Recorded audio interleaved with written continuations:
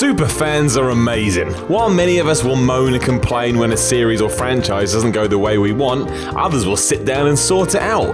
They will actively go out of their way to change, edit, and switch things around in order to achieve what people wanted in the first place. That's some serious drive and dedication right there. What's better is when they actually get things right and improve the whole thing.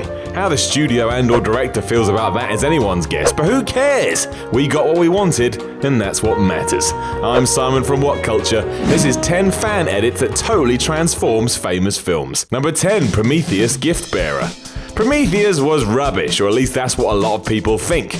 Most would have rather not have had all the explaining about the Alien series when it made so little sense and was, well, boring. The rumour was the script was much better before being rewritten extensively and moving away from the idea of being an Alien prequel. So, using deleted scenes and other materials, SEVERIAN, which is not their real name, realised the movie would be better with all this stuff in. So they put them in. This gave us GIFTBEARER, a much more human story and focusing less on the spiritual mumbo-jumbo and special powers or whatever. This also trims out a lot of the plot holes and scenes which went on for way too long. Even the characters are better fleshed out, and it makes the final confrontation far scarier. So good work. Number 9, Lost, the miniseries. While we were told Lost would make sense when all was said and done, it didn't. It crashed and burned spectacularly with an ending that I could have written. Everyone was in purgatory all along. It's like something Saved by the Bell would have done. This would have been fine, but this was the theory most people came up to begin with. So that basically sucked. Ultimately, Lost was a victim of its own success. It was meant to be done and dusted in 4 seasons, but ABC wanted more episodes. So that's what they got, and why we got all the nonsense. Luckily, an avid fan called Driggy Driggs decided to totally change the final season by cutting it down to a 4-part miniseries. The result is no time traveling, no purgatory, no magic. It just looks at the lives of the survivors and hones in on their character. Even the final scene is different and takes everything in a new direction, which was needed. Number 8, Terminator 3, The Coming Storm. Terminator 3 was okay, but it was also a bit meh. It was there, it was enjoyable enough, but it didn't have the same impact as the prequels. Uncanny Ant-Man obviously felt like he could do better, so he made The Coming Storm, an edit of the movie that removes anything that's deemed unnecessary, cleans up the continuity issues, alters the ending, and takes the third Terminator so it fits the tone of the trilogy. And it does! It's really good. Now let's go and do that for Salvation as well. And Genesis. Number 7, Spider-Man 3 Redemption. Spider-Man 3 is awful. A film full of quirks and goofs that tries to be more comedic than comic book. It's embarrassing from start to finish. Plus it's just really weird and uncomfortable to watch and has that dancing scene. Good grief. Bad Scooter did us all a favour though and cut up Spider-Man 3's 2-hour plus running time so it feels much tighter and gets rid of Sandman completely. Plus Harry doesn't get told the Green Goblin story, Peter's motivations for everything are tweaked, and all the gags are deleted. When you watch the end product, it's actually quite decent and not just compared to the original.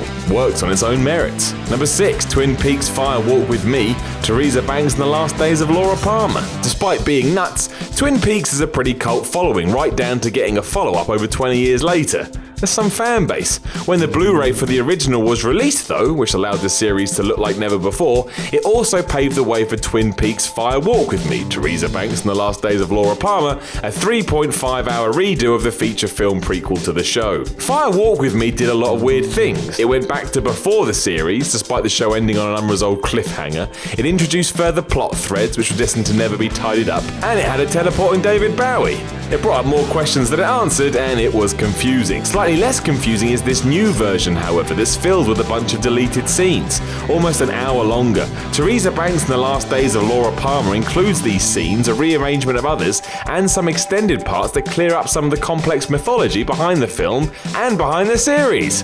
So maybe you can start to understand it. Number 5, War of the Stars, A New Hope Grindhouse. Editor the man behind the mask decided that Star Wars needed to be redone as a Grindhouse epic. So that's what happened. Using the original non-special edition footage, which has the right faded, aged look, and inserting some equally tatty deleted scenes and alternate takes, A New Hope reveals itself to be what it always should have been.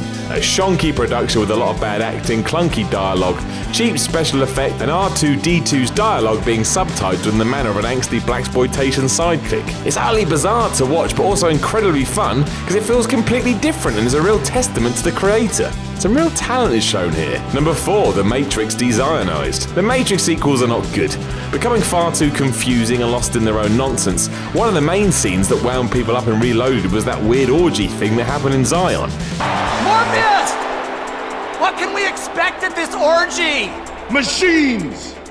In fact, any time we were dragged to Zion, the films hit a brick wall, mostly because we weren't seeing Keanu Reeves dodge his way around loads of bullets. CBB agreed though, and created The Matrix DEZIONIZED. Taking both sequels and cutting them down into one film with none of this filler, there's no Zion rubbish, no pretend deaths, and no huge speeches. We're left with a very watchable Matrix movie that's full of action we loved and hardly any stupid philosophizing. It's so much better, I cannot stress it enough. Number 3, Bateman Begins and American Psycho. Now things get weird. Ada BC, who clearly thinks outside the box, did a crazy amount of work to take an internet meme that suggested Christian Bale's American Psycho and Batman were quite similar and made it into a movie. And it's kind of true given both characters are mentally disturbed rich people. And that's why a film was made that turned both of these into one, propped up by footage from The Machinist, The Dark Knight, and even that meltdown Bell had while filming Terminator Salvation.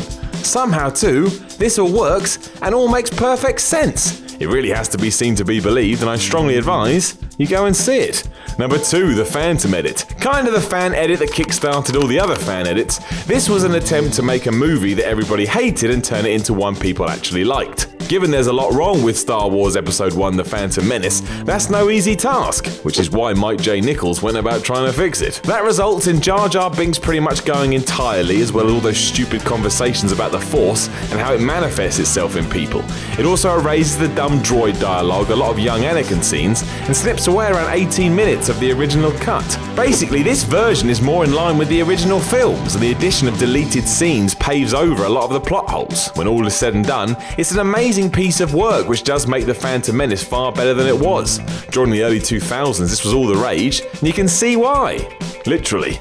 Number 1, Cosmogony. While most entries on this list are about taking a film and transforming them, Cosmogony is different. Here, User, the man behind the mask, takes loads of different materials and pushes them together to create something brand new. And this includes the likes of 2001: A Space Odyssey, There Will Be Blood, and Jurassic Park 3. Incredibly ambitious, it amazingly does work and essentially tells the same story as Brad Pitt's The Tree of Life, but does so using footage that's already out there. And that's unreal. All in all, there's around 12 movies here mashed together, and yet we do get a piece of cinema about the history of humanity. It's a work of art in many ways, and we strongly suggest you try and hunt it down.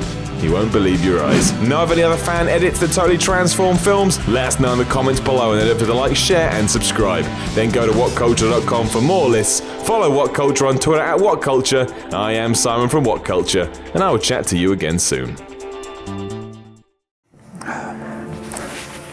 Oh, hello there. I'm billionaire philanthropist, not Bruce Wayne. And as you may have heard, we've actually started up a Whatculture comics channel. Oh, that's better. Where you can go for all the comics lists, all the comics news, and all the comics discussion. So go and subscribe to Whatculture Comics for loads of amazing comics coverage.